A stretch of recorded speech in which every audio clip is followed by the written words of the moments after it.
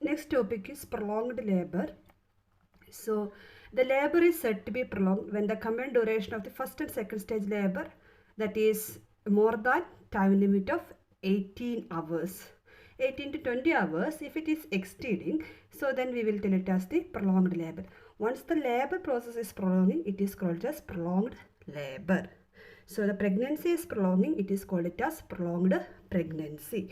So here what is happening, the combined duration of the all stages, that is mainly the first and second stage, will be more than time limit of 18 to 20 hours. We will tell 18 hours, we will tell it as the prolonged labor. So as you know, average time duration of a primary mother is 12 hours and first stage is 12 hours, and in a multi it is about 6 to 8 hours, and second stage will be 2 hours and all. So here the labor process is prolonging. So latent phase, that is preparatory phase, and the cervical dilatation is up to 3 centimeter. So the latent phase is 8 hours in primary and 4 hours in multi. So the prolonged latent phase, one thing is a latent phase that exceeds 20 hours in primary gravida or 14 hours in a multi gravida, then we will tell it as the prolonged labor. So once the cervix is dilating 3 to 4 centimeter dilation, we will call it as latent phase. From there onwards, this is active phase. So the latent phase is prolonging, it goes more than 20 hours, then it is called it as the prolonged latent phase in primary. And if it is goes this, so after the 20 or hours also, 14 hours also, there is no increase in the cervical dilatation, then we will tell it as the prolonged latent phase in multigravida.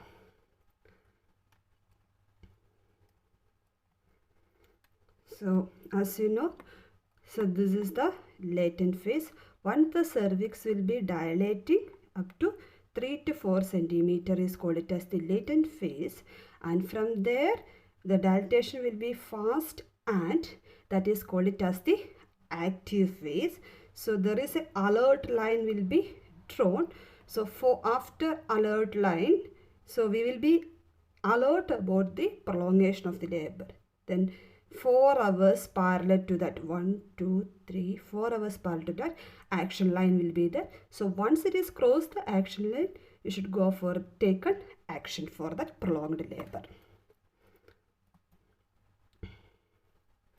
So in partograph, the latent partograph is the labor process, that is alert line and action line. So alert phase, a latent phase that extend and end with the cervix is 3 to centimeter dilatation. So active phase start from the 3 centimeter of cervical dilatation from full dilatation of the cervix. The rate of cervical dilatation should be 1 centimeter per hour.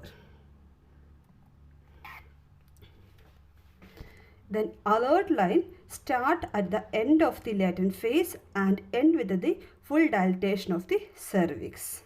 So action line, it is drawn 4 hours right to the alert line. So labor is considered abnormal when the cervicograph crosses the alert line. The causes of prolonged labor are unripe cervix. Cervix is not prepared and the cervical dilatation is not taken. Effacement is not going to taken. So we will tell it as unripe cervix. Then malposition and malpresentation like breech, other than head and all. Then cephalopelvic disproportion.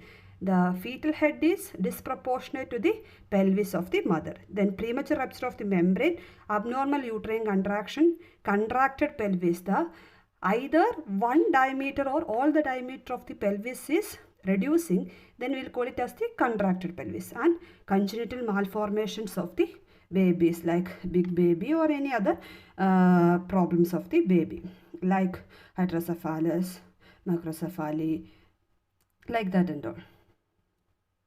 Then causes of prolonged labor. Other causes are failure to dilate the cervix, that is due to fault in the power. So power means always the uterine contraction. There is no proper uterine contraction, cervical dilatation won't be happen. So then fault in the passage, that is the pathway, the baby coming way, there is a problem, that is contracted pelvis, cervical dystocia, and pelvic tumor, or even full bladder sometimes block the upcoming of the presenting part through the birth canal.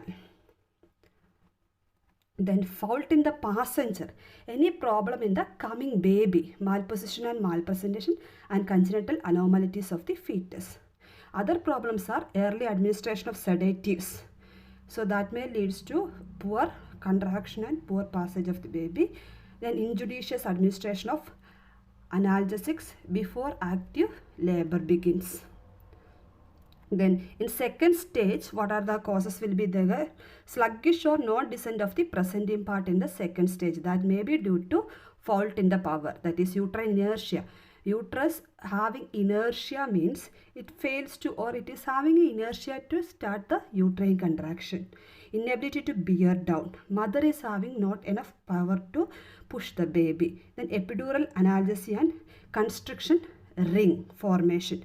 You studied the pathological ring and physiological ring. So a groove will be forming, a physiological retraction will be forming in as a physiology of the first stage of labor, that will disappear normally. So if it block the descent of the presenting part, then we will call it as the constriction ring.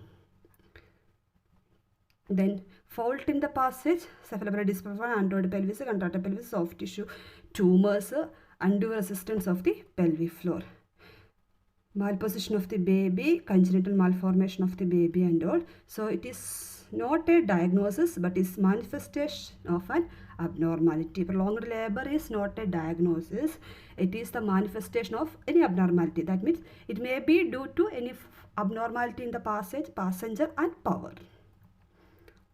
The first stage of labor is considered prolonged when the duration is more than 12 hours, the rate of cervical dilatation is less than 1 cm per hour in primi and less than 1.5 cm in multi. The rate of descent, if the present part is less than 1 cm per hour in primi and less than 2 cm per hour in multi, then we will call it as the labor will be prolonged.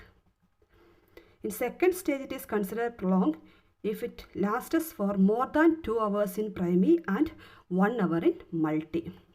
So remember, the first stage is prolonged when we will tell it as the duration of the first stage is more than 12 hours. That means the cervical dilatation is less than 1 cm per hour in primi and less than 1.5 cm per hour in multi. And the second stage will be considered prolonged. The second stage will be more than 2 hours in primi and more than 1 hours in multi. The diagnostic features are sluggish or non-descent of the presenting part even after full dilatation of the cervix. After the full dilatation of cervix also, the presenting part is not descending to the birth canal. Then variable degree of molding and caput formation in cephalic presentation. So molding means the bone will be coming together, the sutures widened gap will be reducing. So over molding means what may happen, varying degrees means that is mild, moderate, severe degree. So in this severe degree, the overlapping of the skull bones may happen. So varying degrees of molding can be identified. Then identification of the cause of prolongation.